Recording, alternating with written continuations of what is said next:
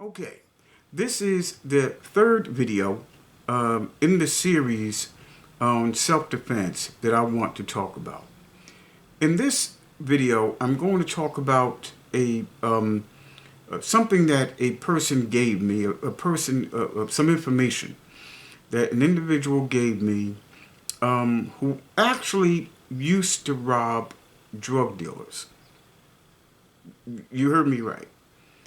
This individual who I knew some time ago, I still know him. He's an upstanding citizen today, but he used to rob drug dealers. And when I say drug dealers, he used to rob people who sold weight. And by that I mean kilos.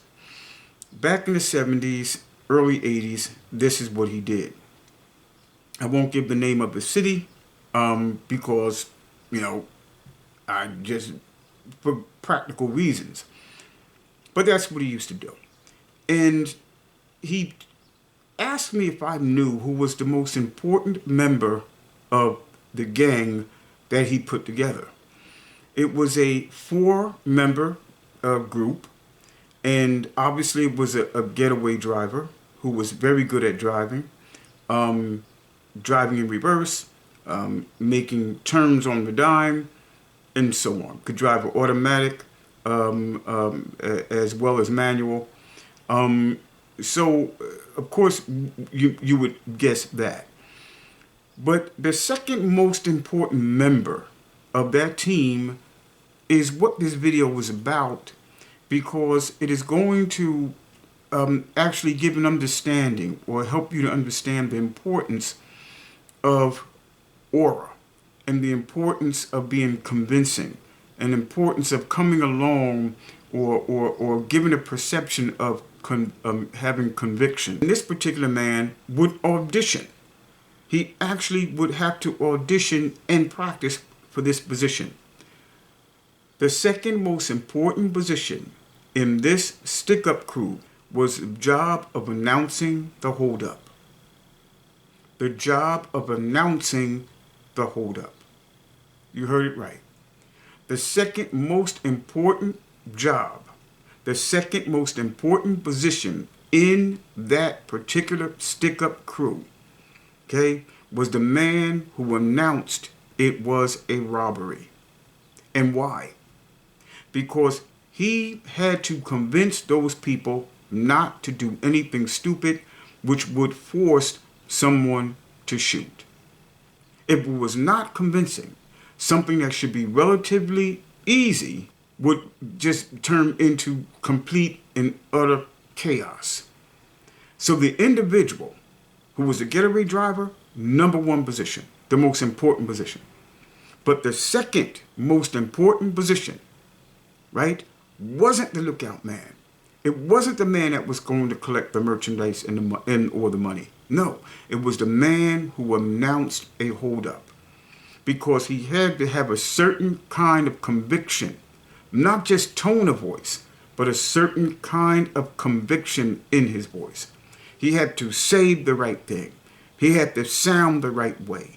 And he had to come across the right way.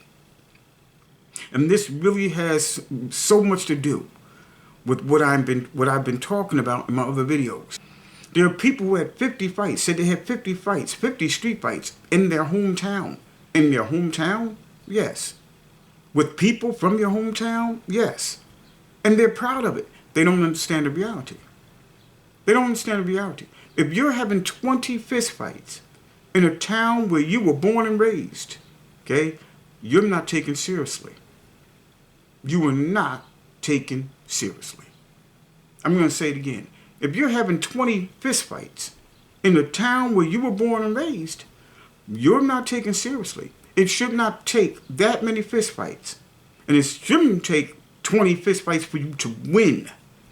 For people to give you enough respect to where you're living peacefully without being challenged most of the time. Most of the time. Okay? This is a fact. But so when you hear people say they've had 25 fights and they've had them in their hometown, whenever you hear them, right, and they say that, you ask them first. I've had 25 fist fights. I've had 30 fist fights. Ask them. where you're born and raised? Yes. Against other people who were born and raised in the same town? Yes. If they say that, then you know, one, either they're lying, two, they've lost most of those fights, so of course they're not being taken seriously and everybody's challenging them, right? Or they have made a good account of themselves, and they're just for some reason not being taken seriously. Maybe they didn't win those fights convincingly. Because when you see someone really put the work in with their fists, when you see someone really do that, that person lives relatively peacefully. They may go challenged, they may have a few challenges, but it certainly is not a challenger day.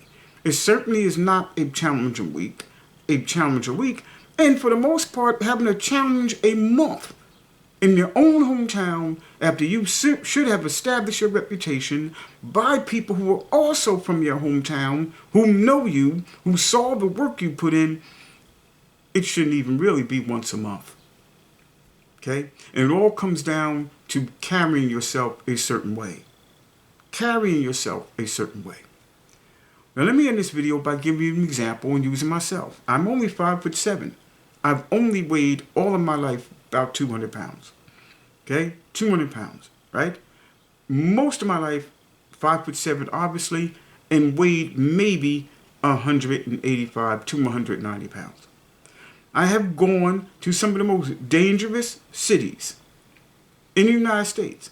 Some of the most dangerous cities in the United States, and it ends up where I might want some gum, or it ends up where I might want some potato chips, or it ends up where the best restaurant might be in the worst part of town. I will tell you, I have parked my car on the corner with 10 guys, chatted up, sometimes, with gang colors on, whatever, park my car there, get out, go into the store, get what I'm getting, come out, no problem. Now, I'm not saying I can do that everywhere, but I am saying that I have done that on a regular in my lifetime at 5'7", 185 pounds. Now, does it mean that I'm tough? No. Does it mean that I'm dangerous? No. But it does mean that I understand the psychology of the streets. And the psychology of the streets works like this. People will look. They will look at a stranger and say he is 5'7", which is not tall. He's 185 pounds, which is not big. Either he's crazy or he's carrying. Either he's crazy or he's carrying a pistol. Okay? Either way, they will believe that that man has a reason to be that confident.